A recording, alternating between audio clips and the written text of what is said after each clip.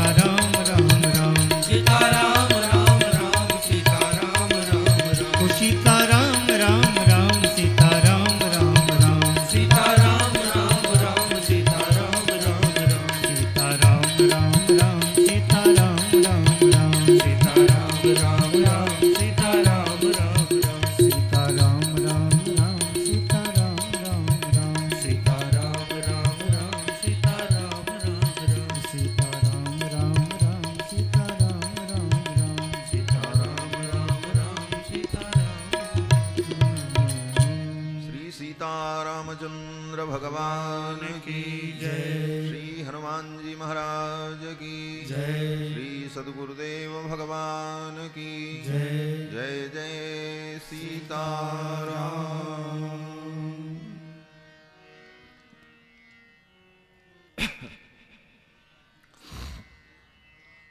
परमाध्यक्ष अनंत कोटि ब्रह्मांड नायक सर्वेश्वरेश्वर पुराण पुरुषोत्तम भक्तवांछा कल्पतरु भगवान श्री सीतारामचंद्र जी, भगवान की कथा के सुरसिक श्रोता अनंत बलवंत श्री हनुमंत लाल जी महाराज, जिनकी भावमयी उपस्थिति भगवान की कथा में सर्वदा सर्वत्र विद्यमान रहती है।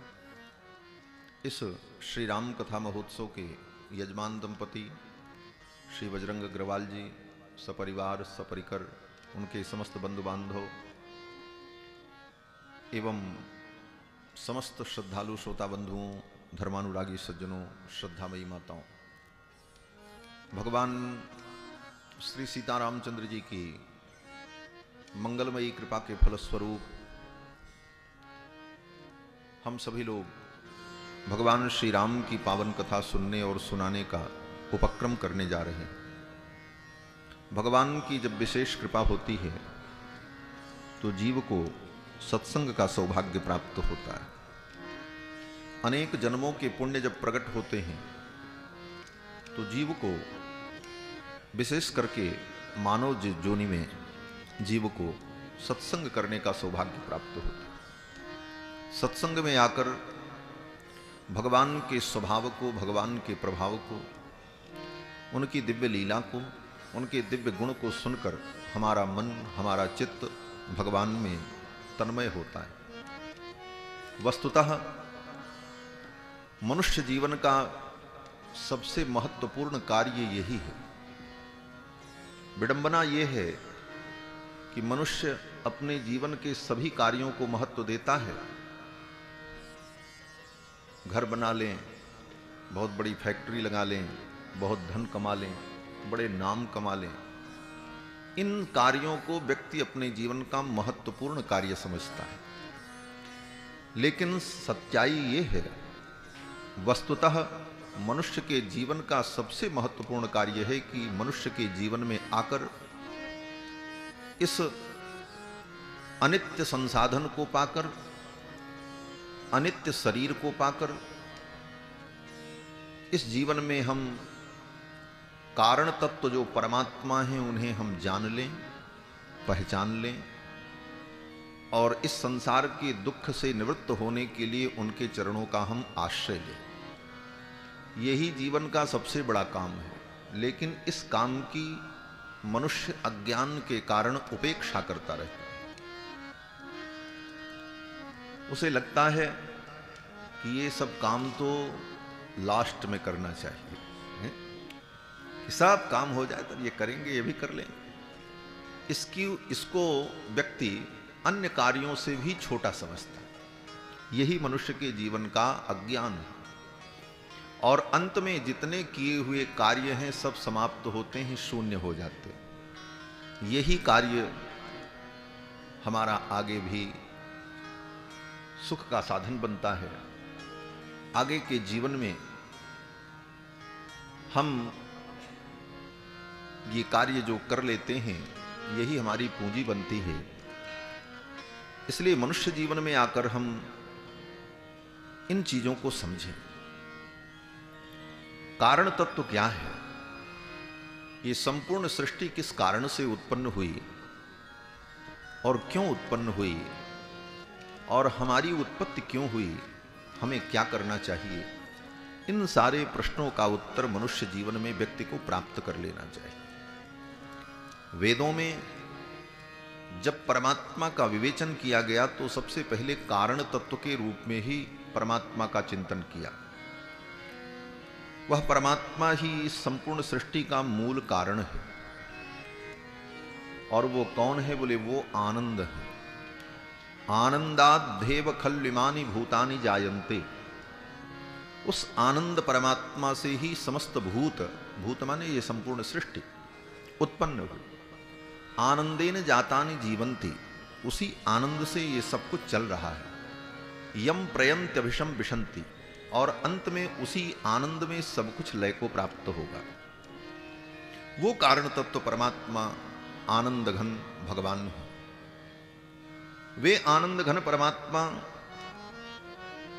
स्वयं अपने स्वरूप का प्राणियों के लिए जब प्राकट्य करते हैं, अभिव्यक्त करते हैं, तो वही भगवान का अवतार कहलाता है। जो कारण तत्व परमात्मा है, वे परमात्मा हम अज्ञानी प्राणियों के लिए स्वयं प्रकट होकर अपने स्वरूप का अनुभव कराते हैं। इसी को अवतार कहा जाता है। भगवान अगर अवतार न लें, अवतार लेकर के संसार में प्रकट होकर लीला न करें, तो भगवान कौन है उनको मनुष्य कभी जान नहीं सकता। तो भगवान को जानने में भी भगवान ही साधन है। इसीलिए गोस्वामी जी ने कहा, सोई जानई जेहि देहु जनाई। सोई जानई जेहि देहु जनाई, सोई जानई जेहि देहु जनाई। जानत तुम ही होई जाई, जानत तुम ही होई जाई। सोई जानई जेहि देहु जनाई, सोई जानई जेहि देहु जनाई, सोई जानई जेहि देहु जनाई। भगवान स्वयं जब अपने आप को जनाते हैं तभी कोई उनको जानता है, तभी संसार के प्राणी भगवान को जान सकते हैं। और ये हमारे लिए हर्ष और उत्कर्ष का विषय है कि हमारे सनातन धर्म में हमारे भगवान, हमारे ठाकुर हमारे बीच में अवतार लेकर के आते हैं। दुनिया में बहुत से पंथ हैं, मत हैं, लेकिन उन मत पंथों में उन लोगों ने किसी ईश्वर को माना तो कि हाँ कोई ईश्वर है जो सृष्टि करता है, सब कुछ करता है, लेकिन वो इतना बड़ा स्वाभिमानी है कि वो कभी संसार में आता ही नहीं है। वो अपने आदमियों को भेजता, तुम जाओ काम करो। उनके दूत आते हैं, पैगंबर आते हैं, उनके पुत्र आते हैं, वो स्वयं नहीं आता। लेकिन हमारे यहां भगवान इतने दयालु हैं, वो किसी को नहीं भेजते, स्वयं आते हैं। भगवान स्वयं प्रकट होकर हम मनुष्यों के बीच में आकर लीला करके अपने स्वरूप का अनुभव कराते हैं। अर्थितो मानुषे लोके जदने विष्णु सनातन। महर्षि वाल्मीकि कहते हैं कि देवताओं की प्रार्थना पर भगवान ही मनुष्य रूप में मनुष्यों के बीच में श्री रघुनंदन के रूप में प्रकट हुए। भगवान श्री राम का चरित्र आदर्श चरित्र है, धर्ममय चरित्र है। दूसरे शब्दों में कहा जाए तो शास्त्र में, वेद में जिस धर्म का निरूपण है, उस धर्म का प्रयोगात्मक रूप ही रामलीला है। वेदों में जिन धर्मों का वर्णन है, उसका प्रयोग करके अपने जीवन में आचरण करके राम जी ने दिखाया। इसलिए रामचरित्र को सुनकर, राम कथा को सुनकर, राम जी की लीलाओं को समझकर हम धर्म के तत्व को बड़ी सरलता से प्राप्त कर लेते हैं, समझ लेते हैं। धर्म यथार्थ में सनातन धर्म ही है, दुनिया में और कोई धर्म है ही नहीं। धर्म के नाम पर दुनिया में जो पंथ बताए जाते हैं, वे भ्रमित लोग हैं, उनको भ्रम है, वो भ्रम में जी रहे हैं। क्यों बोले? धर्म मनुष्य के जीवन का अभिन्न अंग है। बिना धर्म के मनुष्य कभी रहा नहीं है।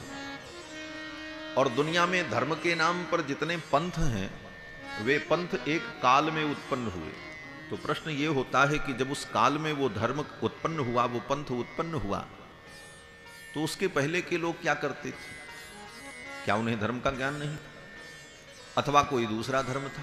अगर कहो कि दूसरा धर्म था, तो प्रश्न ये उपस्थित होगा कि धर्म भी अनित्य है, कभी कुछ होता है, कभी कुछ होता है। तो इस दृष्टि से विचार करने पर अनादिकाल से जो धर्म चला आया वही सनातन धर्म है और यही विशुद्ध धर्म है। बाकी दुनिया में जितने धर्म के नाम पर पंथ हैं, वे भ्रमित हैं, न उन्हें आत्मा के विषय में ठीक ठीक परिज्ञान है, न उनके यहां परमात्मा के ही विषय का ठीक ठीक वर्णन है। हां, अपनी मति और बुद्धि के अनुरूप वे यत किंचित वर्णन करके अपने आप को संतुष्ट करते हैं। सनातन धर्म ही ऐसा समग्र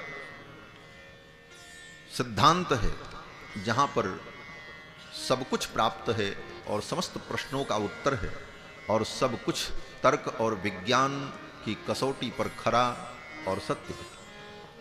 ऐसी सनातन धर्म की ये परिपाटी और इस सनातन धर्म का दिव्य स्वरूप प्रकट करने के लिए ही भगवान श्री राम रूप में अवतरित हुए।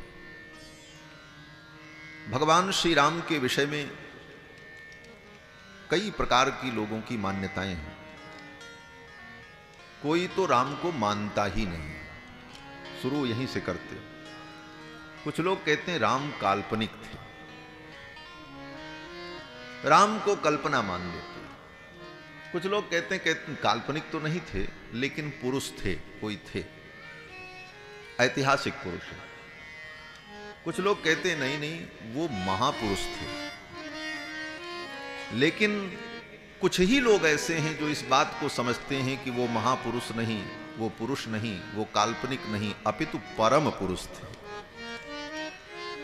भगवान श्री रघुनंदन परम पुरुष है। परम पुरुष माने परमात्मा। पुरुष तो हम आप भी हैं। पुरुष का मतलब आप कहोगे ये स्त्रियां बैठी हैं इनको पुरुष कैसे कहोगे? बोले ये भी पुरुष है, आप भी पुरुष हैं। पुरुष माने आत्मा, आत्मा को ही पुरुष कहा जाता है। पुर्याम शेते इति पुरुषः। इस शरीर रूपी पुरी में, ये शरीर ही पुरी है और इस पुरी में जो आत्मा, इस शरीर में जो आत्मा है वही पुरुष है। तो स्त्री के शरीर में भी आत्मा है, वो पुरुष है। तो पुरुष का मतलब जीवात्मा, और इन्हीं जीवात्माओं में जो कुछ श्रेष्ठ हो जाए वो महापुरुष। लेकिन पुरुष और महापुरुष से भी ऊंचे जो परम पुरुष है, जो समस्त शरीरों में विद्यमान है, यहां तक कि हमारी आत्मा के अंदर भी अंतर्यामी रूप में जो विद्यमान वो परम पुरुष, और वो परम पुरुष भगवान श्री रघुनंदन है, भगवान श्री राम। भगवान श्री राम परम पुरुष परमात्मा अवतार लेकर के लीला करते हैं और हर कल्प में भगवान का अवतार होता है। श्री रामावतार कितनी बार हुआ इसका भी कोई ठिकाना नहीं। राम रूप में भगवान कितनी बार आए? बोले अनंत बार आए। क्यों? बोले ये सृष्टि अनंत काल से चल रही है। कब से ये सृष्टि है? कोई भी व्यक्ति विचार करेगा तो यही कहेगा भाई सृष्टि कभी शुरू भई होगी। हाँ तो ठीक है, शुरू भई। बोले तो उसके पहले क्या था? बोले उसके पहले प्रलय हुआ होगा। तो प्रलय हुआ होगा तो कोई सृष्टि रही होगी, तभी तो प्रलय हुआ। तो फिर वो सृष्टि कब शुरू हुई? बोले वो भी तो कभी शुरू भई होगी। तो वो जब शुरू भई होगी तो उसके पहले भी कोई प्रलय हुआ होगा। तो इस प्रकार चिंतन करते जाओ, कभी अंत नहीं होगा। कब पहली सृष्टि हुई ये कोई नहीं कह सकता। और पहली सृष्टि अगर मानोगे कि पहली सृष्टि उस समय हुई तो फिर उसके पहले कभी सृष्टि नहीं थी। काल तो अनंत है, काल अनंत है। कब से ये काल है और कब तक रहेगा? और काल बड़ा व्यापक तत्व है। काल के विषय में दार्शनिक लोग बड़ा सूक्ष्म चिंतन करते हैं। काल बड़ा व्यापक तत्व है, इसीलिए वेदांत में काल के रूप में भगवान को ही स्वीकार किया। काल हर क्षण रहता है और हर जगह रहता है। तो अनादिकाल से अनंत काल तक ये सृष्टि ऐसे ही चलती रहती है। तो अनादिकाल से अनंत काल तक चलने वाली ये सृष्टि, इस सृष्टि में कितने बार कितने कल्प हुए, और जितने कल्प हुए उतने कल्पों में बार बार भगवान का अवतार होता है। तो अनंत काल से चलने वाली अनंत सृष्टि में अनंत अनंत कल्प बीत गए, और अभी अनंत अनंत कल्प बीतेंगे, और उन अनंत अनंत कल्पों में भगवान का अनंत अनंत बार अवतार हो चुका, और अभी अनंत अनंत बार भगवान का अवतार होगा। इस दृष्टि से विचार करने पर हमारे यहां सब कुछ अनंत स्वीकार किया जाता है। हम भी अनंत हैं। हम कब से हैं? बोले पता नहीं कब से। जीवात्मा की सत्ता अनादिकाल से और अनंत काल तक रही। ये सृष्टि भी अनादिकाल से चल रही है, अनंत काल तक चले। भगवान कब से हैं? बोले अनादिकाल से हैं, अनंत काल तक रहे चलेंगे। और अनंत अनंत बार भगवान का अवतार हुआ। इसीलिए कहते हैं हरि अनंत, हरि कथा अनंत। भगवान अनंत, उनकी कथा अनंत, उनकी लीला अनंत, सब कुछ अनंत। और इसका कोई निर्धारण नहीं कर सकता कि कब कौन सी घटना पहले हुई, कौन बाद में हुई। क्यों? बोले अनंत काल से सब ऐसे ही चल रहा है। मनुष्य के मस्तिष्क में वो साधर्म में वो सामर्थ्य नहीं है कि वो ये निर्णय कर सके कि कब से ये सब कुछ हुआ, ठीक ठीक इसका निर्णय कर पाए। इसलिए इस निर्णय के चक्कर में न पड़कर हम भगवान की ललित लीलाओं को सुनकर गा करके अपने मन को भगवान में लगाते हैं।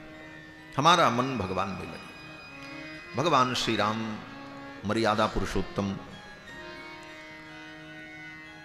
उनका ये दिव्य चरित्र सृष्टि के क्रम में त्रेता युग में देवर्षि नारद ने आकर के महर्षि वाल्मीकि को सुनाया।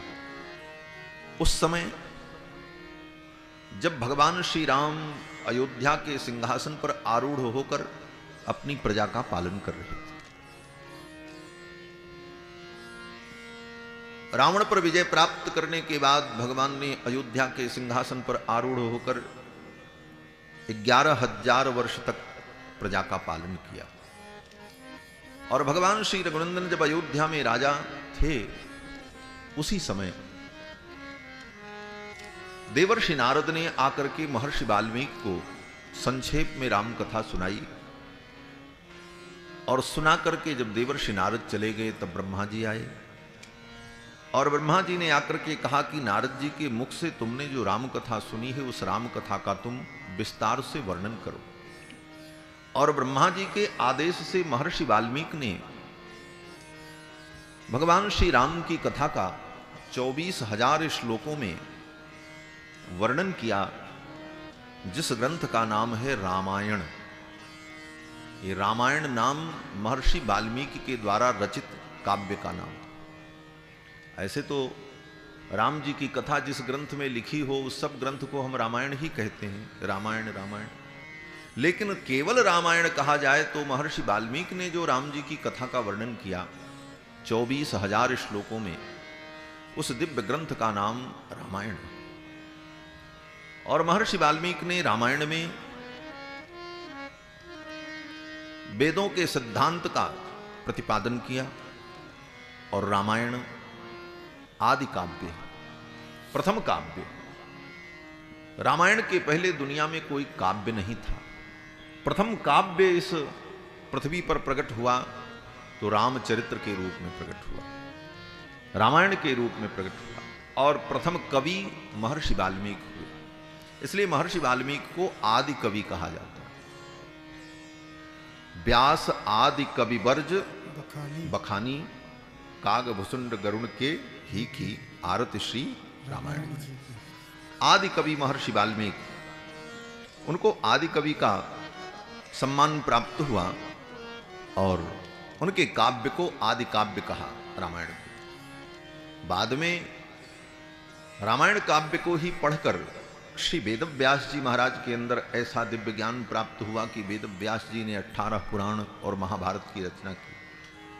बाद के अनेक कवियों ने भगवान श्री राम के काव्य को पढ़कर, राम जी के चरित्र को पढ़कर के ही काव्य की कला को प्राप्त किया।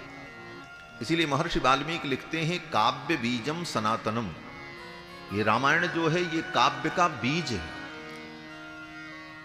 रामायण काव्य का बीज है। जैसे बीज के बिना वृक्ष नहीं होता, बीज होगा तभी वृक्ष पैदा हो, उसी प्रकार रामायण ही समस्त काव्यों का बीज है।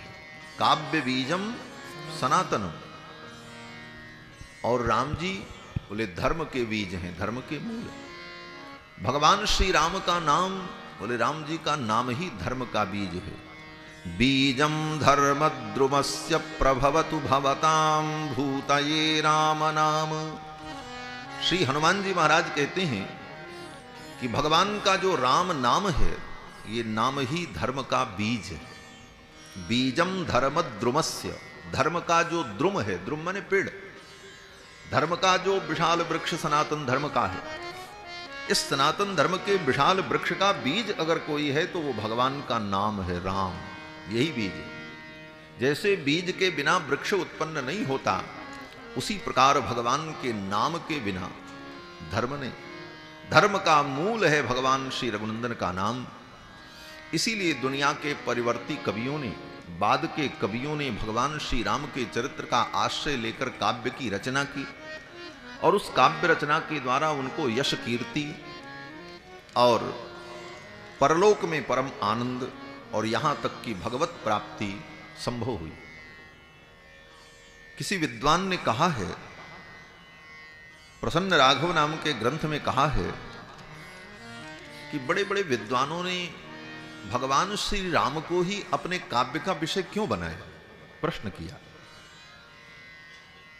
कि भवभूति ने भी भगवान श्री राम को अपने काव्य का विषय बनाया, वेद व्यास जी ने अपने भी काव्य का विषय राम जी को बनाया, गोस्वामी तुलसीदास जी ने अपने काव्य का विषय राम जी को बनाया, महर्षि कालिदास ने, महाकवि कालिदास ने भगवान श्री राम को अपने काव्य का विषय बनाया। क्यों बनाया? क्या विशेषता है राम जी में? तो कवि अपनी भंगिमा में, अपने कहने के ढंग में प्रस्तुत करते हैं कि स्वसूक्ति नाम पात्रम रघुकुल तिलकम कलयताम। अपने अपने ग्रंथ का नायक राम जी को कवियों ने क्यों बनाया? स्वसूक्ति नाम पात्रम रघुतुलकमेकम कलयताम। कवि नाम को दोषा, इसमें कवि का कोई दोष नहीं है। कवियों ने राम जी को अपने काव्य का विषय बनाया, इसमें कवियों का दोष नहीं है। तो किसका दोष है? बोले राम जी का दोष है। राम जी का दोष है? कहते हाँ, राम जी का ही दोष है कि राम जी को लोगों ने अपने काव्य का विषय बना लिया। क्या दोष है राम जी का? तो कहते हैं कवि नाम को दोषः सतुगुण गणा नाम अवगुण। ये भगवान के दिव्य गुणों का ही अवगुण है। ये भगवान के दिव्य गुण ही ऐसे हैं कि भगवान श्री रघुनंदन के दिव्य गुणों को देखकर सभी कवियों ने इनको अपने काव्य का विषय बनाया। अब यही दोष मान लो, और क्या कहा जाए? अब इसको दोष कहना चाहते हो तो इसी को दोष कह लो, लेकिन इसमें कवियों का कोई दोष नहीं है। दोष तो राम जी का है। भाई राम जी के गुण ही इतने दिव्य हैं कि मजबूर होकर सभी कवियों ने इनको ही अपने काव्य का विषय बनाया। और महर्षि वाल्मीकि जो त्रेता युग में राम जी के चरित्र का वर्णन करते हैं, वही महर्षि वाल्मीकि इस कलयुग में गोस्वामी तुलसीदास जी के रूप में प्रकट हुए, जिन्होंने भाषा में, लोक भाषा में भगवान के चरित्र का वर्णन किया। भगवान के चरित्र का लोक भाषा में वर्णन किया और नाम रखा श्री रामचरित मानस। नाम भी बड़ा अद्भुत है, रामायण नहीं रखा, श्री रामचरित मानस।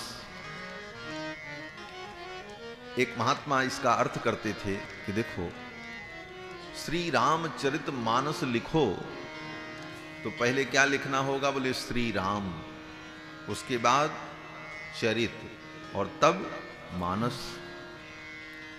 तो श्री राम माने भगवान श्री राम,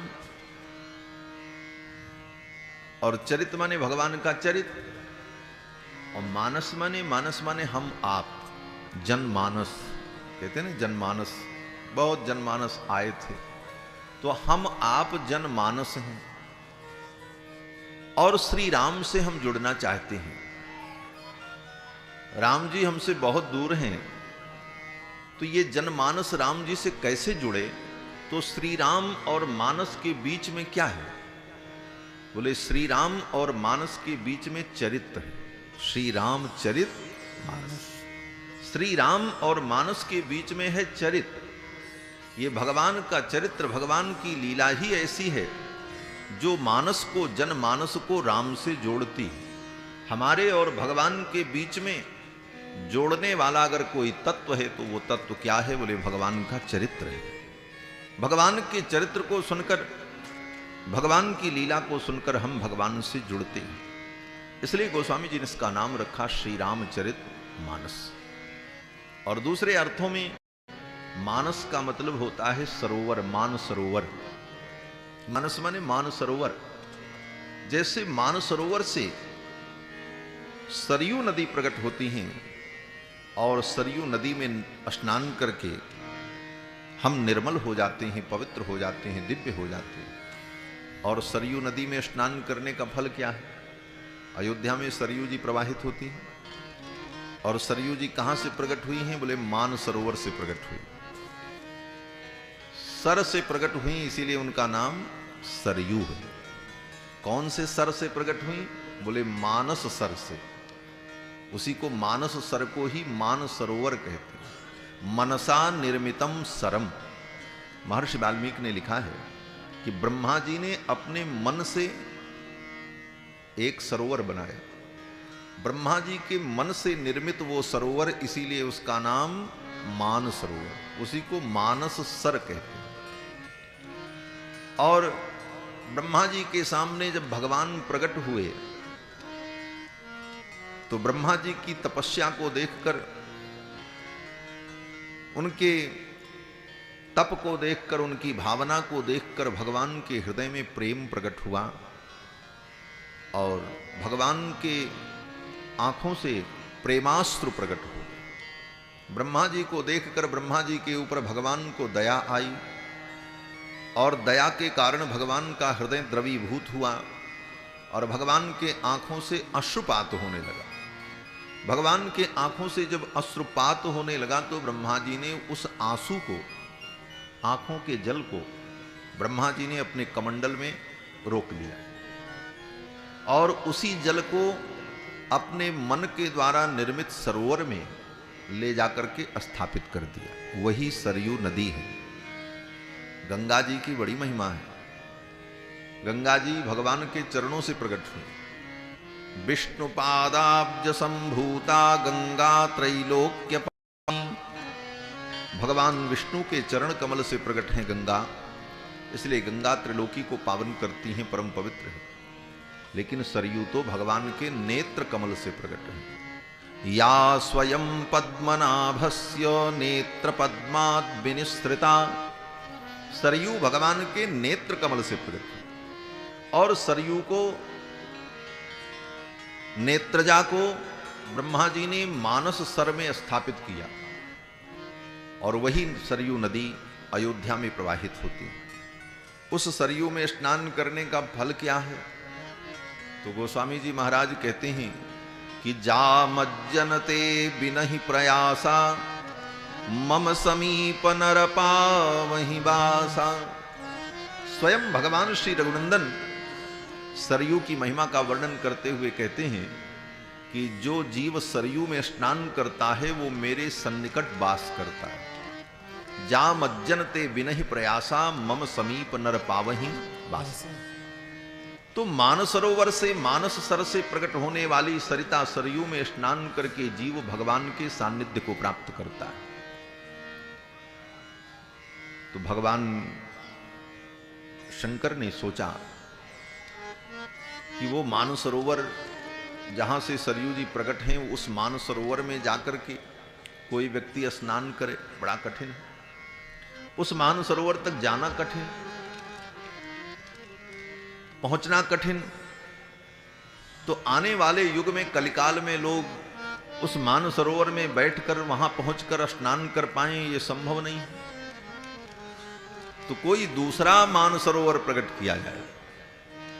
तो भगवान शंकर ने अपने मन के द्वारा एक सरोवर प्रकट किया और वो सरोवर क्या है?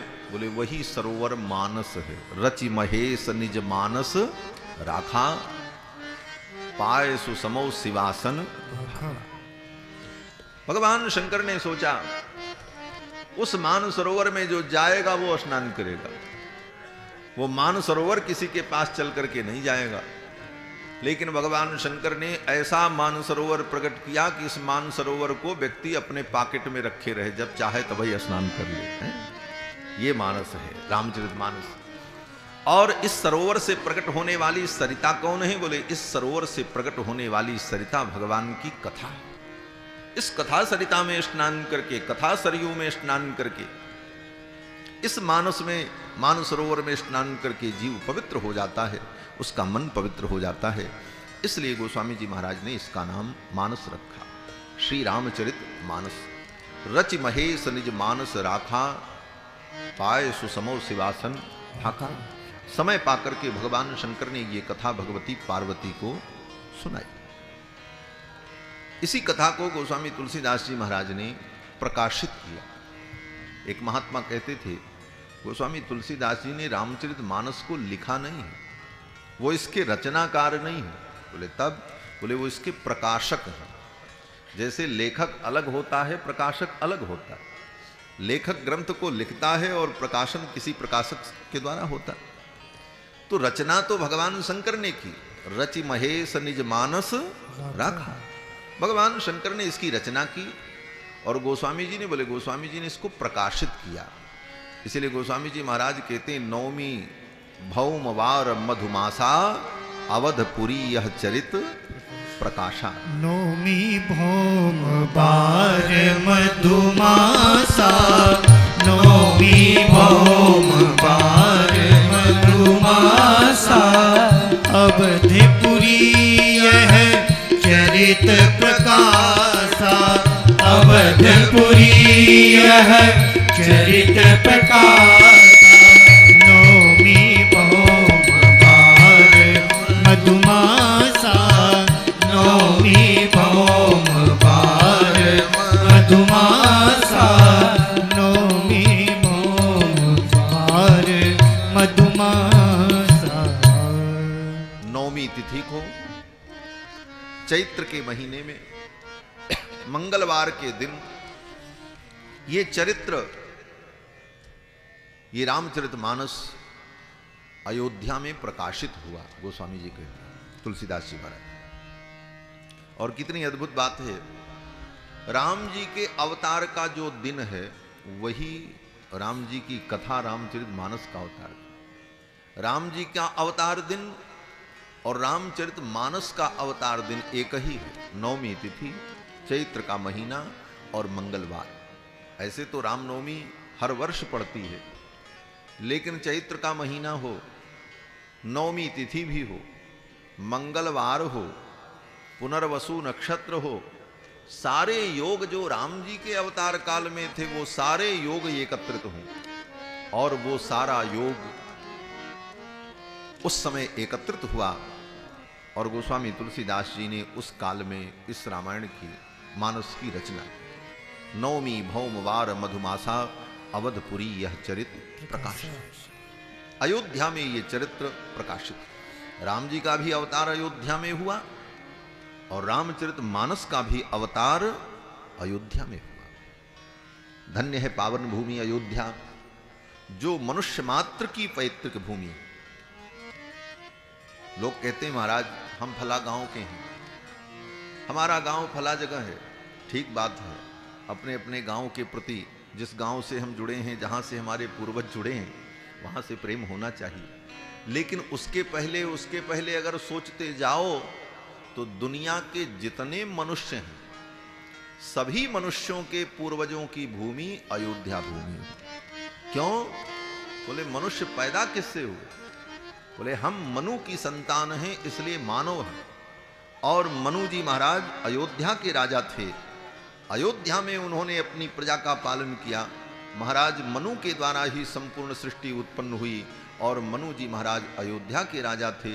इसलिए दुनिया के समस्त मनुष्यों की पैतृक भूमि अगर कोई है तो वो अयोध्या। हम अयोध्या के ही मूल रूप से, संपूर्ण सृष्टि की उत्पत्ति अयोध्या से, वहीं से शुरुआत हुई। और श्री मनु जी महाराज ने तो अपनी मनुस्मृति में यहां तक लिखा है कि एतद् देश प्रसूतस्य सकाशादग्र जन्मनः स्वं स्वं चरित्रम शिक्षेरन पृथिव्याम सर्वमानवाः। लोग कहते हैं हमारे देश में तो ये संस्कृति है, हमारे देश में ये सभ्यता है, हमारे देश का ये कल्चर है, हमारे गांव की ये परंपरा है। बोले ठीक है, हम सबका सम्मान करते हैं, मानते हैं, लेकिन मनु जी महाराज कहते हैं भले आपके यहां जो कुछ हो, लेकिन अयोध्या का नाम लेकर मनु जी जहां के राजा हैं, मनु जी महाराज कहते हैं एतद् देश प्रसूतस्य, ये देश जो है अयोध्या, ऐसा स्पष्ट वर्णन किया, एतद् देश प्रसूतस्य सकाशादग्रजन्मनः, इस अयोध्या की भूमि में, इस अवध की भूमि में जो अग्रजन्मा है, अग्रजन्मा माने ब्राह्मण, मनु जी कहते हैं एतद् देश प्रसूतस्य सकाशादग्रजन्मनः, जो यहां के अग्रजन्मा ब्राह्मण हैं, ज्ञानी हैं, स्वम स्वम चरित्रम शिक्षेरन पृथिव्याम सर्वमानवाः, पृथ्वी के सभी मानव अपने अपने चरित्र आदर्श की शिक्षा यहां के लोगों से प्राप्त करें। ये मनु का आदेश है। क्यों? बोले सर्वोत्तम आचरण, संस्कृति, सभ्यता, सिद्धांत अगर कहीं है तो वो अवध में है। इसीलिए मनु जी ने कहा एतद् देश प्रसूतस्य सकाशादग्रजन्मनः, ऐसी पावन अयोध्यापुरी। और अब तो वो दिन ज्यादा दूर नहीं जब सारी दुनिया में कोई अद्भुत जगह अगर कोई होगी तो वो अयोध्यापुरी होगी। सारे दुनिया के लोग वहां आएंगे और अति शीघ्र पृथ्वी के समस्त राम भक्तों की वो दिव्य कामना पूर्ण होगी। अयोध्या में भगवान श्री राम की पावन जन्मभूमि पर भव्य नव्य दिव्य मंदिर का निर्माण होगा और हम लोग उसे देख पाएंगे। कितनी पीढ़ियां इस आशा में चली गईं कि हम राम मंदिर का निर्माण देखेंगे। हम लोग सौभाग्यशाली हैं कि इस काल में पैदा हुए और जीवित हैं और भगवान की कृपा रही तो उस दिव्य दर्शन को प्राप्त करेंगे। और ये एक बड़ा शुभ संकेत है भारतवर्ष के लिए। भारतवर्ष अपनी प्राचीन सभ्यता और संस्कृति को पुनः प्रतिष्ठापित करने के मार्ग पर अग्रसर हो रहा है और भारत जो सनातन अनादिकाल से हिंदू राष्ट्र है, उसके हिंदू राष्ट्र का वो दिव्य स्वरूप शीघ्रातिशीघ्र प्रकट होने वाला है। उसी की ये सारी भूमिकाएं तैयार हो रही। ये सारी भूमिका उस सनातन हिंदू राष्ट्र के अभ्युदय की है, जिसका हम एक एक उदाहरण देख रहे हैं।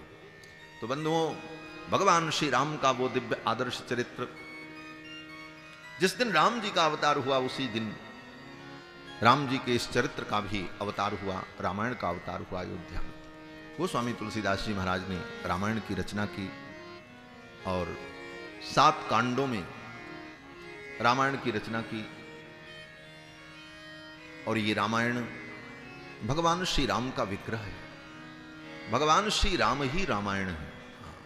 अब दूसरे शब्दों में कहें तो ये राम जी का चरित्र भी राम जी ही है। भगवान में और भगवान के चरित्र में कोई अंतर नहीं। भगवान का नाम, भगवान की लीला, भगवान का धाम और भगवान का रूप कहने के लिए ये अलग अलग हैं, लेकिन ये चारों एक ही हैं। रामस्य नाम रूपम च लीला धाम परात्परम एतत् चतुष्टयम नित्यम सच्चिदानंद विग्रहम। भगवान श्री राम का नाम, रूप, लीला धाम, ये चतुष्टय सच्चिदानंद विग्रह।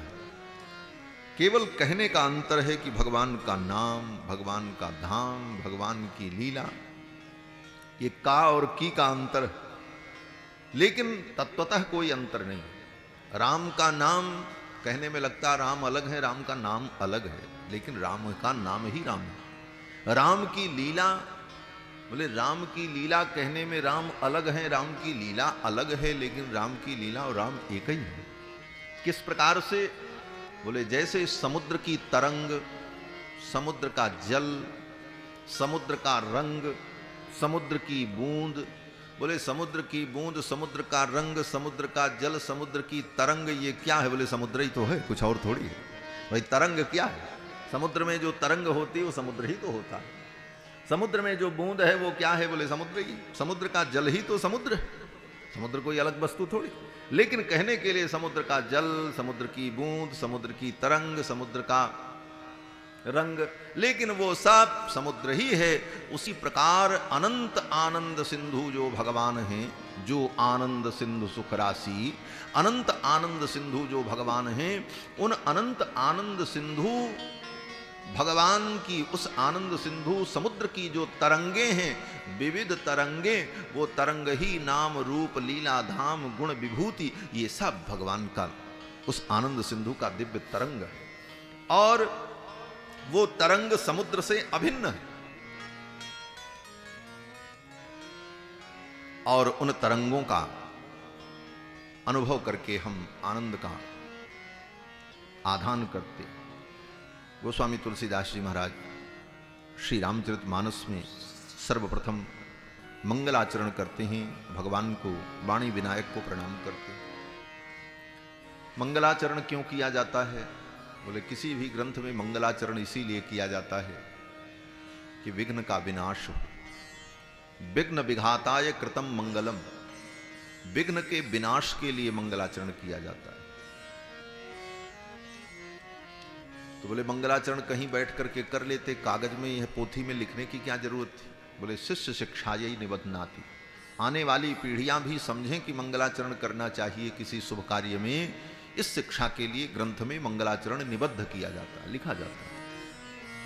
गोस्वामी जी महाराज ने मंगलाचरण किया। ऐसे तो भगवान के चरित्र लिखते समय मंगलाचरण की जरूरत नहीं है। क्यों? बोले भगवान का चरित्र स्वयं मंगलमय है। भगवान स्वयं मंगलमय है, मंगल भवन अमंगल हारी। भगवान मंगल के भवन हैं, अमंगल का हरण करने वाले, विघ्न का विनाश करने वाले। और भगवान का चरित्र भी मंगलमय है। मंगल करनि कलिमल हरनि तुलसी कथा रघुनाथ की। मंगल करनि कलिमल हरनि तुलसी कथा रघुनाथ की। मंगल करनि कलिमल हरनि तुलसी कथा रघुनाथ की। गति पूरी कविता सरित तीजो सरित पावन पाठ की। गति पूरी कविता सरित तीजो सरित पावन पाठ की। प्रभु सुजस संगति भनित बल हुई है सुजन मन पावनी। प्रभु सुजस संगति भनित बल हुई है सुजन मन पावनी। भव अंग भूति मसान की सुमिरत सुहावनी पावनी। भव अंग भूति मसान की सुमिरत सुहावनी पावनी। मंगल करण मंगल करण मंगल करण। भगवान की कथा स्वयं मंगल करने वाली। मंगल करनि कलिमल हरनि तुलसी कथा रघुनाथ। तो जो कथा ही सारे जगत का मंगल करने वाली है, ऐसे कथा के प्रारंभ में किसी मंगलाचरण की क्या जरूरत है? तो कहते हैं जरूरत तो नहीं है, फिर भी परंपरा और सिद्धांत की रक्षा करते हुए आचार्यों ने कथा के प्रारंभ में मंगलाचरण किया। गोस्वामी पाद भी मंगलाचरण करते हैं और मंगलाचरण में वाणी विनायक सरस्वती और गणपति को प्रणाम करते हैं। वर्णानाम अर्थ संघानाम रसानाम छंदसामपि मंगलानाम च कर्तारौ वंदे वाणी विनायक। वाणी और विनायक को प्रणाम करते हैं, सरस्वती और गणपति को प्रणाम करते हैं।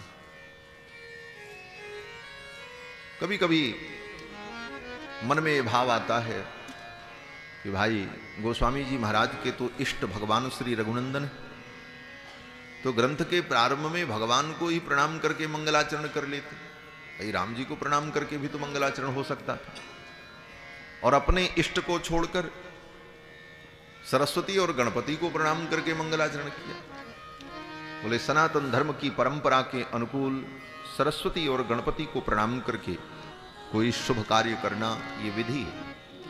लेकिन अगर किसी भक्त को संतोष नहीं है तो वाणी विनायक का अर्थ श्री सीतारामचंद्र जी भी हो जाता है, कोई आपत्ति नहीं है। कैसे? बोले वर्णानाम अर्थ संघानाम रसानाम छंदसाम अपि मंगलानाम च कर्तारो वंदे वाणी विनायको। वर्ण, वर्ण माने अक्षर, जितने अक्षर होते हैं इन्हीं को वर्ण कहा जाता है, वर्ण। और वर्णों के मिलने से शब्द बनते हैं और शब्द का फिर कोई अर्थ होता है। उन्हीं शब्दों के द्वारा संसार की सभी वस्तुओं का नामकरण होता है। तो वर्णानाम अर्थसंघानाम, उन वर्णों का समूह ही वाक्य है और उन वाक्यों से एक विशिष्ट अर्थ निकलता है। और जब अर्थ निकलता है तो उसको सुनने पर कोई रस समझ में आता है, साहित्य के जितने भी रस हैं। तो वर्णानाम अर्थसंघानाम रसानाम, और वर्णों के संयोग से, शब्दों के संयोग से, वाक्यों के समुचित प्रयोग से छंद, कविता का निर्माण होता है। तो वर्ण, अर्थ और उसमें निहित रस और छंद की रचना, ये सारी जो विधा है, वर्णानाम अर्थसंघानाम रसानाम छंदसामपि मंगलानाम च कर्तारौ, इन सब को करने वाले जो हैं, मंगल करने वाले कौन? बोले वाणी विनायको। वाणी माने सरस्वती और विनायक माने भगवान गणपति। और वाणी विनायक का अगर अर्थ श्री सीतारामचंद्र जी कर लिया जाए तो कोई आपत्ति नहीं। वाणी माने श्री जानकी जी। क्यों? बोले वाणी माने सरस्वती होता है, लेकिन सरस्वती की भी जो सरस्वती है, उपजहि जासु अंश गुण खानी अगणित उमा लक्ष्य ब्रह्माणी। जिन सीता जी से अगणित लक्ष्मी, ब्रह्माणी अर्थात सरस्वती और अगणित पार्वती, जिन सीता जी के अंश से उत्पन्न होती हैं, वो भगवती महालक्ष्मी श्री जानकी। सा भारती भगवती तु यदि दासी ताम देव देव महिषीं श्रियमाश्रयामः। भगवती सरस्वती भी जिनके चरणों की दासी है, वो कौन है? बोले वो भगवती जानकी हैं, जो वाणी की भी वाणी है। वाणी के अंदर अर्थात सरस्वती के अंदर जो ज्ञानाधिष्ठात्री शक्ति है, वह शक्ति भी भगवती जानकी की कृपा का प्रसाद है। इसलिए परम वाणी कौन है? बोले वाणी माने सीता जी। और विनायक कौन है? बोले विनायक माने भगवान श्री राम। विशिष्ट नायक विनायक, और भगवान तो विशिष्ट नायक है। केवल मनुष्यों के ही नायक नहीं है, अपितु संपूर्ण ब्रह्मांड के नायक है। जय जय सुर नायक जन सुखदायक प्रणत पाल भगवंता। तो भगवान सबके नायक हैं, इसलिए विनायक हैं। तो वाणी विनायक का मतलब श्री सीतारामचंद्र जी। वर्णानाम अर्थ संघानाम रसानाम छंदसामपि मंगलानां च कर्तारौ वंदे वाणी विनायकौ। वाणी विनायक को प्रणाम किया, फिर भगवान पार्वती शंकर को प्रणाम किया। भवानी शंकरो वंदे श्रद्धा विश्वास रूपिणो। और फिर भगवान शंकर को गुरु के रूप में अनुभव करते हुए प्रणाम किया। और फिर कवीश्वर कपीश्वर महर्षि वाल्मीकि को और श्री हनुमान जी महाराज को गोस्वामी जी ने प्रणाम किया मंगलाचरण में। कवीश्वर, कवियों के ईश्वर अर्थात आदि कवि वाल्मीकि। और कपीश्वर, कपि माने बानर, और बानरों के ईश्वर कौन? हनुमान जी महाराज। तो वंदे विशुद्ध विज्ञानौ कवीश्वर कपीश्वरौ। लेकिन ये दोनों रहते कहाँ हैं? गोस्वामी जी महाराज कहते हैं ये कवीश्वर और कपीश्वर ये दोनों जंगल में रहते हैं। कौन से जंगल में? बोले सीताराम गुणग्राम पुण्यारण्य विहारिणौ। सीताराम जी का जो गुणग्राम है, श्री सीताराम जी का जो गुण है, गुण माने उनकी लीला, उनका चरित्र, यही गुण है। तो सीताराम गुणग्राम, सीताराम जी के गुणों का ग्राम, ग्राम माने समूह। तो भगवान श्री सीतारामचंद्र जी के गुणों का जो ग्राम है, समूह है, वो क्या है? बोले पुण्यारण्य, वही पवित्र जंगल है, अरण्य है। तो सीताराम गुणग्राम पुण्यारण्य सीता रामचंद्र जी के जो दिव्य मंगलमय गुण रूपी पुण्यमय जंगल है, उस जंगल में विहार करने वाले, उस जंगल में विचरण करने वाले, रहने वाले कौन? बोले कवीश्वर कपीश्वर। बोले चलो भाई, बंदर तो जंगल में रहता है, मान लेते हैं, हनुमान जी वानर राज हैं, जंगल में रहे, लेकिन कवि, आदि कवि महर्षि वाल्मीकि जंगल में रहे, इसका क्या उत्तर है? तो बोले इसका उत्तर ये है कि महर्षि वाल्मीकि कौन है? बोले वाल्मीकि जी महाराज बंदे वाल्मीकि कोकिलम, वाल्मीकि जी महाराज कोयल है, इनको कोयल की उपमा दी गई। राम कथा के प्रथम गायक महर्षि वाल्मीकि को कोयल कहा गया। वंदे वाल्मीकि कोकिलम, ये वाल्मीकि कोकिल हैं, तो कोयल भी तो जंगल में ही रहती है और जंगल में वृक्ष की डाली पर बैठ करके ही मधुर मधुर उच्चारण करती रहती है। इस दृष्टि से गोस्वामी जी महाराज कहते हैं कि सीताराम गुणग्राम पुण्यारण्य विहारिणौ, श्री सीताराम जी के दिव्य गुण चरित्र रूपी जो पुण्यारण्य है जंगल, उसमें विहार करने वाले कवीश्वर और कपीश्वर, इन दोनों को मैं प्रणाम करता हूं। और फिर भगवती जानकी जी को विशेष रूप से प्रणाम किया गोस्वामी जी। बाद में राम जी को भी प्रणाम किया, लेकिन पहले जानकी जी को प्रणाम किया। श्री गोस्वामी जी महाराज कहते हैं, उद्भव स्थित संहार कारिणीम क्लेशहारिणीम सर्वश्रेयस्करीम सीताम नतो हम राम वल्लभाम। और इसके बाद राम जी को प्रणाम करते हैं, यन माया वशवर्ति विश्वमखिलम ब्रह्मादि देवासुरा यत् सत्वाद मृषैव भाति सकलम रज्जौ यथाहेर भ्रमः यत्पादप्लवमेकमेव हि भवाम बोधे स्थितिर्षावताम वंदे हम तमशेषकारम परम कारण परम रामाख्यमीशम हरि।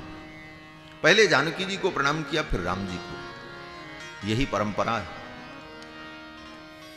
श्री सीता रामचंद्र जी जुगल सरकार भगवान की इस दिव्य उपासना में पहले श्री जी की उपासना होती है, भगवान की उपासना बाद में।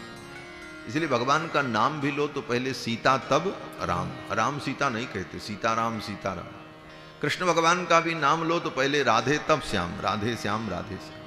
भगवान नारायण का नाम लो तो लक्ष्मी नारायण, नारायण लक्ष्मी नहीं कहते। भगवान शंकर का भी नाम लो तो गौरी शंकर सीताराम, पहले गौरी तब शंकर। तो श्री तत्व, शक्ति तत्व जो है, इनका पहले वंदन अर्चन प्रणाम करने की परिपाटी है। और इसका कारण भी है, एक ही कारण तत्व दो रूपों में। कारण तत्व की बात मैं कर रहा था, कारण तत्व दो रूपों में है। जैसे हमारा आपका कारण कौन है? अगर यहां हम आप इतने लोग बैठे हैं तो हर व्यक्ति अगर अपने आप को ढूंढे कि हमारा कारण कौन है, तो प्रथम दृष्टि से विचार करने पर हमारा आपका कारण कौन है? बोले हमारे माता पिता हैं। दो कारण हैं, केवल माता भी कारण नहीं है, केवल पिता भी कारण नहीं है, दोनों मिलकर के कारण है। लेकिन उन दोनों अपने कारणों को जीव मनुष्य योनि में सबसे पहले किसको देखता? बोले पहले मां को ही देखता, पिता को नहीं देखता। जन्म लेने के बाद सर्वप्रथम मां का ही अनुभव करता, पिता का अनुभव तो बाद में करता। पहले वो मां को ही जानता है, पिता को जानने में तो 2-4 महीने लग जाते। 2-4-10 महीना बीतने के बाद तब कहीं उसे समझ में आता कि ये हमारे पिता हैं। सबसे पहले दुनिया में किसी को जानता है तो मां को जानता है। जबकि दोनों कारण हैं, पिता भी कारण है, मां भी कारण है, लेकिन दोनों कारण तत्वों में मां को प्रथम दृष्टया जानता है, पिता को बाद में जानता है। उसी प्रकार जगत के दो कारण हैं श्री सीतारामचंद्र जी। एक ही कारण तत्व दो रूपों में है श्री सीतारामचंद्र जी के रूप में।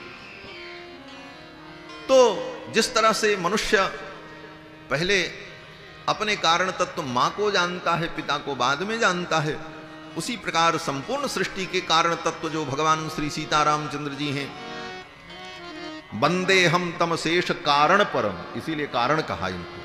तम अशेष कारणम, अशेष माने संपूर्ण सृष्टि के जो कारणभूत तत्व हैं वो भगवान हैं, और वो दो रूपों में है श्री सीतारामचंद्र। एक ही तत्व दो बन गए, राम बन गए और जानकी बन गए। इसीलिए गोस्वामी जी कहते हैं, गिरा अर्थ जल बीच सम कहियत भिन्न न भिन्न, बंदों सीताराम पद जिनहि परम प्रिय खिन्न। गिरा अर्थ जल बीच सम, एक ही तत्व दो रूपों में। तो पहले जिस प्रकार से ये मनुष्य मां को जानता है, पिता को बाद में जानता है, उसी प्रकार गोस्वामी जी महाराज पहले भगवती को प्रणाम करते हैं, भगवान को बाद में प्रणाम करते हैं। बोले पहले तो मां है, इसीलिए भगवान को पहले माँ के रूप में ही अनुभव किया जाता है। त्वमेव माता च पिता तुमेव बंधुश्च गुरुस त्वमेव। पहले माँ के रूप में भगवान को त्वमेव माता, तब च पिता, पिता तो बाद में। इसीलिए पहले जानकी जी को प्रणाम किया। बोले उद्भव स्थित संहार कारिणी, जो संपूर्ण सृष्टि की उत्पत्ति और पालन और संहार तीनों की जो कारण है, उद्भव स्थित संहार कारिणी, जो भगवान का लक्षण है वही जानकी जी का भी लक्षण है। भगवान भी संपूर्ण सृष्टि के कारण है, उत्पत्ति के कारण, पालन के कारण और संहार के कारण। वही जानकी जी के विषय में भी कहते हैं उद्भव स्थित संहार कारिणी। और भगवान भी जैसे क्लेश का हरण करते हैं उसी तरह ये भी क्लेश हारिणी है। सर्वश्रेयस्करीम, सब कुछ देने वाली हैं, सर्वश्रेय को देने वाली हैं, जैसे भगवान अपने भक्तों की समस्त कामनाओं को पूर्ण करने वाली। सीताम, वो सीता जी हैं। लेकिन इतना कहने के बाद भी सीता जी को गोस्वामी जी ने अभी प्रणाम नहीं किया। एक संत कहते थे, देखो उद्भव स्थित संहार कारिणी, जो संपूर्ण सृष्टि की उत्पत्ति, पालन और संहार का कारण है वो सीता जी हैं। बोले ये कारण तो है, इसलिए हम उनको नहीं प्रणाम करेंगे कि वो संपूर्ण सृष्टि की उत्पत्ति और पालन संहार का कारण। क्लेश हारिणी, सबके क्लेश का हरण करती हैं। बोले ठीक है, फिर भी प्रणाम नहीं किया। सर्वश्रेयस्करीम, समस्त प्रकार के श्रेय को देने वाली हैं, तब भी प्रणाम नहीं किया। सीताम, वो सीता हैं, तब भी प्रणाम नहीं किया। तब अंत में कहते हैं न तो हम राम वल्लभाम, वो राम की वल्लभा हैं इसलिए प्रणाम करते हैं। वो सब कुछ करें लेकिन अगर राम वल्लभा नहीं है तो उनकी कोई महिमा नहीं। भगवान श्री राम के कारण ही श्री जानकी जी की अपूर्व महिमा है। राम वल्लभा हैं इसलिए गोस्वामी जी महाराज प्रणाम करते हैं, कहते हैं राम वल्लभाम, राम वल्लभा हैं इसलिए मैं उनके चरणों में प्रणाम करता हूं। फिर राम भगवान को प्रणाम किया। यन मायावशवर्ति विश्वमखिलम, जिनकी माया से ये संपूर्ण विश्व प्रपंच, विश्व प्रपंच जिनकी माया के द्वारा संचालित हो रहा है, और जिनकी माया के द्वारा ब्रह्मादि देवासुराः, ये ब्रह्मादिक देवता सब उत्पन्न हैं और कार्य कर रहे हैं। यत् सत्वादम ऋषैव भाति सकलम रज्जौ यथा हेरभ्रमः, जिनकी माया के द्वारा, जिनकी शक्ति के द्वारा इस असत्य संसार में भी सब कुछ हमको सत्य प्रतीत होता है, ये माया ही है। किस प्रकार से? बोले रज्जौ यथा हेरभ्रमः, जैसे रस्सी में सांप का बोध होता है। रात में रस्सी पड़ी रहे, कहीं आप जाओ तो अंधेरे में वो रस्सी न दिखे ठीक ठीक तो लगता है कि सांप है, लेकिन वो सांप नहीं है, है तो रस्सी। लेकिन झूठी उस रस्सी में अनुभव होने वाला जो सांप है वो सांप तो झूठा है, लेकिन उस झूठे सांप से उत्पन्न होने वाला डर जो है वो सच्चा है। सांप तो झूठा है क्योंकि वो सांप है ही नहीं, वो तो रस्सी है। उसमें जो सर्प की प्रतीति हुई वो तो झूठी है, लेकिन उस सर्प की प्रतीति से उत्पन्न होने वाला जो डर है वो तो वास्तविक है। व्यक्ति डर रहा, कांप रहा है, आगे बढ़ने की हिम्मत नहीं हो। उसी प्रकार से ये जगत जो दिख रहा है ये तो मूलतः असत्य है, लेकिन ये सत्य के रूप में दिख रहा है और इसे देखकर हम कहीं दुखी होते हैं, कहीं सुखी होते हैं, और यही जगत में चलता रहे। यत् सत्वाद मृषैव भाति सकलम रज्जौ यथार्हे भ्रमः, ये भ्रम कब दूर होगा, ये अज्ञान कब दूर होगा, हम सत्य को कब प्राप्त कर पाएंगे, इस अज्ञान से हम पार कैसे जाएंगे?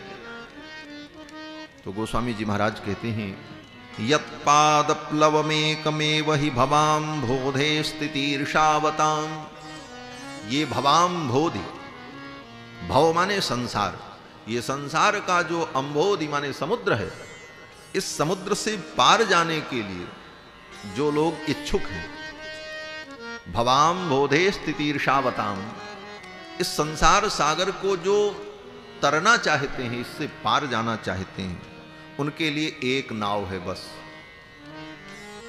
ये नहीं है कि घाट पे कई नाव लगी है, एक छूट गई तो दूसरी मिल जाएगी, बैठ के पार हो जाएंगे। एक ट्रेन चली गई तो दूसरी आएगी, उससे चले जाएंगे, दूसरी नहीं तो फिर तीसरी आएगी 2 घंटे बाद। कहते नहीं, इस संसार सागर से पार जाने के लिए एक ही नाव है, दूसरी नाव हो ही नहीं सकती। यत पादप्लवमेकमेव एकम एव, एक ही प्लवा है। प्लवा माने नाव, नाव को कहते हैं प्लवा।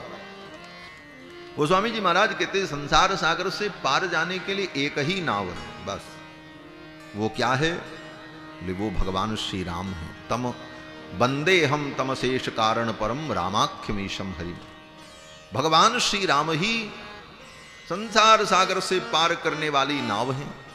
भगवान के अतिरिक्त दूसरी कोई नाव तुमको संसार सागर से पार नहीं कर सकती।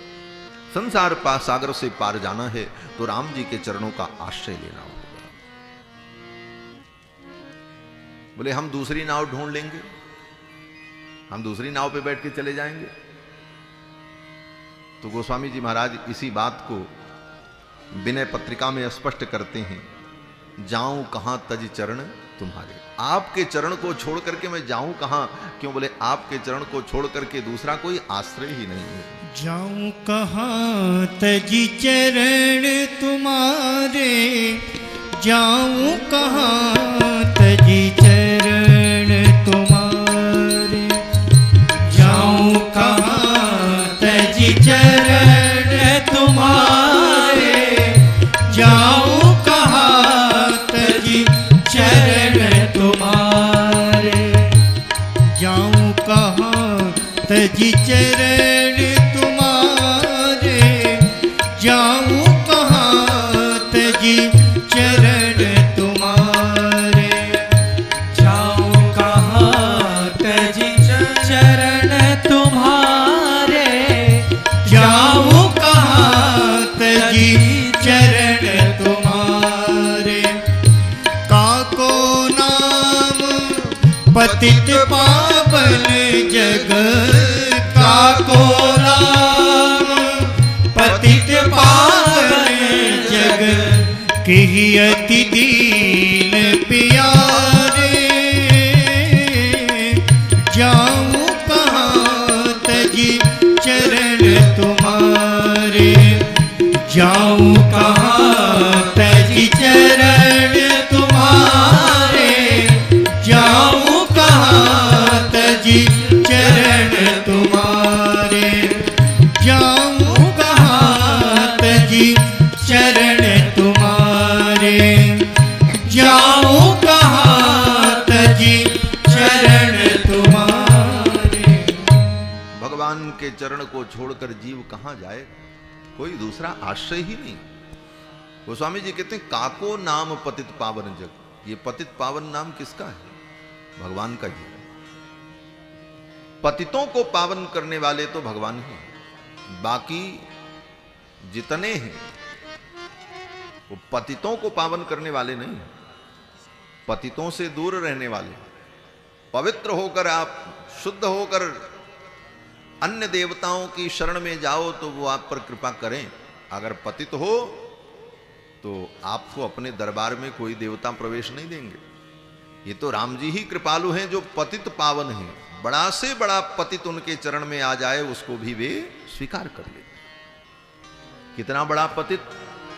स्वयं भगवान कहते हैं कोटि विप्र बध लागी ही जाहू, आए शरण तजऊ नहीं ताहू। करोड़ों ब्रह्म हत्या लगी, मेरी शरण में अगर आ जाए तो मैं उसका त्याग नहीं करता। भगवान पतित पावन, और ये विशेषता केवल भगवान में। गीता में भी भगवान श्री कृष्ण कहते हैं कि अपि चेत सुदुराचारो भजते माम अनन्य भाग। भगवान श्री कृष्ण कहते हैं, भगवान श्री राम ही तो कृष्ण है, तत्व तो वही है। भगवान श्री कृष्ण भी कहते हैं अर्जुन अपि चेत सुदुराचारो, कोई व्यक्ति बहुत बड़ा दुराचारी हो। कितना बड़ा दुराचारी? कहते हैं सुदुराचारो, बड़े सुंदर ढंग से दुराचार करता हो। खूब व्यवस्थित ढंग से, योजनाबद्ध ढंग से जो दुराचार करे और जीवन भर दुराचार करे, ऐसा दुराचारी भी अगर आ जाए मेरी शरण में तो मैं उसे भी स्वीकार कर लेता हूं। अपिचेत सुदुराचारो, ये सु का मतलब है सुंदर, बहुत अच्छे ढंग से दुराचार करने वाला। अरे दुराचारी में भी बहुत उत्तम कोटि का दुराचारी। अपिचेत सुदुराचार भजते माम अनन्य भाग, अगर वो अनन्य होकर के मेरा भजन करता, मेरी शरण में आता है, तो हे अर्जुन क्षिप्रम भवति धर्मात्मा, उसी समय वो पवित्र हो जाता। मेरी शरण में आया, मैं उसे पवित्र कर देता हूं, उसे धर्मात्मा बना देता हूं। क्षिप्रम भवति धर्मात्मा सस्वत शांति निगच्छति, और वो परम शांति को प्राप्त करता है। तो पतित पावन तो भगवान है। इसलिए गोस्वामी जी कहते हैं काको नाम पतित पावन जो। अरे भगवान पतित पावन है, ये कोई बड़ी बात नहीं है। अरे भगवान का नाम तो भगवान से भी बड़ा पतित पावन है। भगवान तो पतितों को पावन करते ही करते हैं।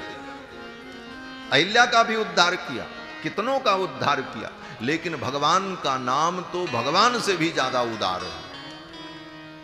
भगवान तो उदार हैं, इतने उदार हैं कि उसके दोष नहीं देखते, कल्याण कर देते। लेकिन भगवान का नाम तो भगवान से भी ज्यादा उदार है। ये तो ये भी नहीं देखता कि ये मुझे भगवान का नाम समझ रहा कि नहीं समझ। आप भगवान का नाम लो, ये भगवान का नाम है, ये समझ कर लो, चाहे बिना समझे लो। भगवान का नाम तो भगवान से भी ज्यादा उदार। इसीलिए गोस्वामी जी कहते हैं काको नाम पतित पावन जो, कही अति दीन प्यारो। किसको दीन प्रिय है? दीन किसी को प्रिय नहीं है। दीन अगर किसी को प्रिय है तो भगवान को प्रिय है। इसीलिए भगवान का एक नाम है दीन प्यारे। जे दीन प्यारे वेद पुकारे द्रबहु सुश्री भगवान। भगवान दीनानाथ हैं, दीन बंधु हैं, दीन जिनको प्रिय है।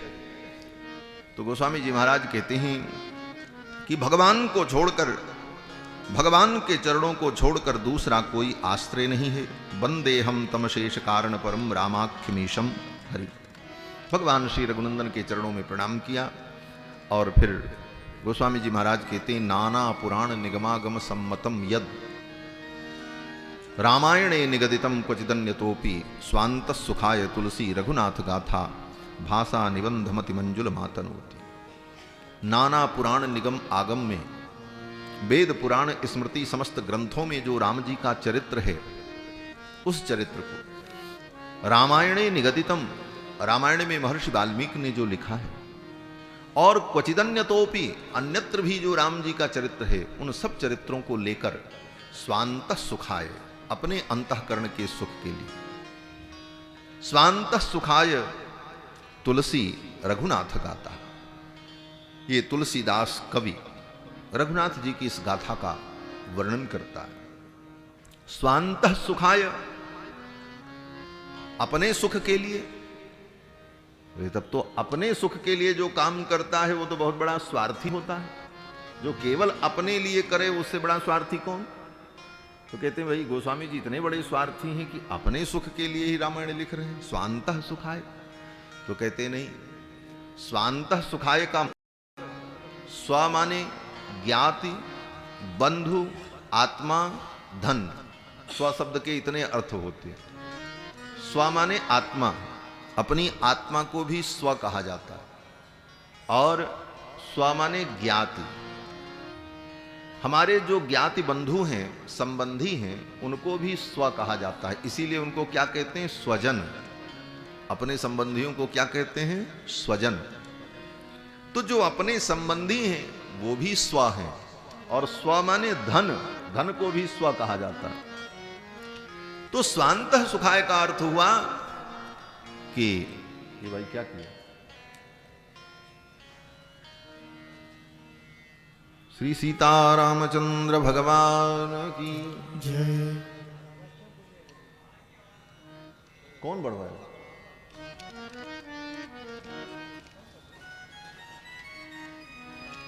श्री सीतारामचंद्र भगवान की जय। 2 बार भगवान नाम संकीर्तन करने। सीताराम राम राम सीताराम राम राम सीताराम राम राम सीताराम राम राम सीताराम राम राम सीताराम राम राम सीताराम राम राम सीताराम राम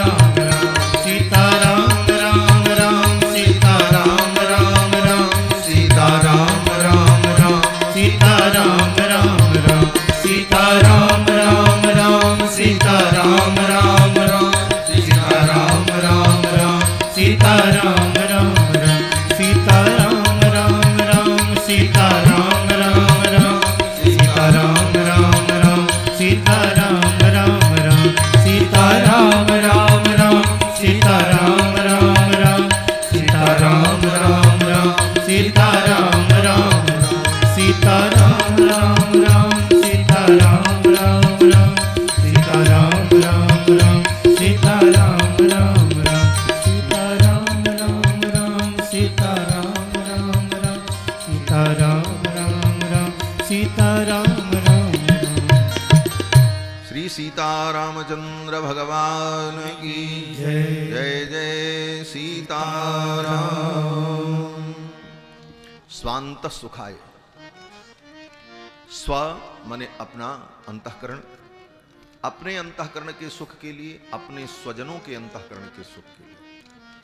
और स्वांत सुखाय का एक विशेष अर्थ यह भी कि अपने अंतःकरण में विराजमान जो भगवान हैं उनके सुख के लिए।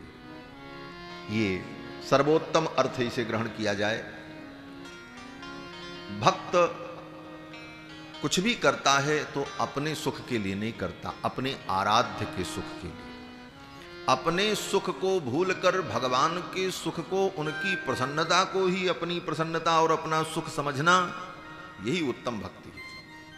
इस दृष्टि से विचार करने पर गोस्वामी जी महाराज का भाव ये होता है कि स्वांत सुखाय, हमारे अंतःकरण में विराजमान जो श्री सीतारामचंद्र जी हैं उनके सुख के लिए, उनकी प्रसन्नता के लिए तुलसी, ये तुलसीदास रघुनाथ गाथा, रघुनाथ जी की इस पवित्र गाथा का भाषा निबंध मति मंजुल मातनो, भाषा में निबद्ध करते हैं।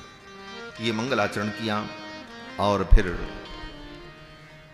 भगवान नारायण को प्रणाम करके, भगवान शिव को प्रणाम करके, गुरुदेव को प्रणाम करके गोस्वामी जी महाराज वर्णन करते हैं। और गोस्वामी जी महाराज ने रामचरित्र का वर्णन करने के पहले इतना लंबा मंगलाचरण किया, इतने लोगों की स्तुति की, इतना आज तक किसी कवि ने दुनिया में नहीं किया। ये बड़ी अद्भुत विशेषता है। श्री वेदव्यास जी महाराज ने भागवत की रचना की। भागवत में उन्होंने मात्र एक श्लोक में मंगलाचरण किया, बस ग्रंथ के प्रारंभ में एक श्लोक पढ़ लिया, मंगलाचरण। फिर विषय वस्तु का वर्णन करें। महर्षि वाल्मीकि ने अपने रामायण में एक श्लोक भी नहीं पढ़ा, कथा ही सीधे शुरू कर दी। तपस्वाध्याय निरतम तपस्वी वाग विदाम्बरम नारदम परिपप्रच्छ वाल्मीकि मुनिपुंगवम। नारद और महर्षि वाल्मीकि के संवाद से कथा शुरू हो गई, मंगलाचरण नहीं किया। लेकिन गोस्वामी जी महाराज ने इतना मंगलाचरण किया, श्लोक में किया, फिर इसके बाद सोरठा में किया, फिर चौपाई में मंगलाचरण किया, सबको प्रणाम किया।